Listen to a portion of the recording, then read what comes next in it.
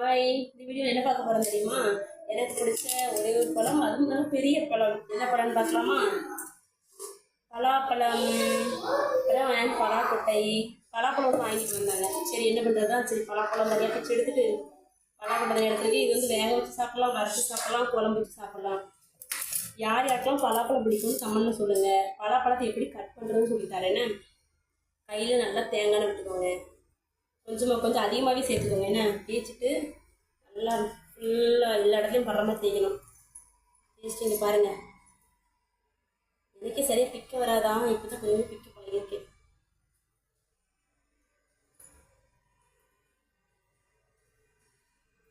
பலாப்பழத்தில் இது என்ன கேசரியா அல்வா ஏதோ பண்ணுவாங்கன்னு நினைக்கிறேன். அதை அன்றைக்கி யூடியூப் சேனலில் பார்த்துட்டு தான் செய்யணும், எனக்கு தெரியாது. டேஸ்ட்டாக இருக்கும்னு நினைக்கிறேன். ட்ரை பண்ணி பார்க்கணும். நிறையா இருக்கா, வேஸ்ட் பண்ணால ஏதாச்சும் புதுசாக ட்ரை பண்ணி பாப்பாலாம் சாப்பிட வச்சு நல்லா இருக்கான்னு கேட்டு பார்க்கணும். இன்னும் இப்படி தான் பிக்கணும்.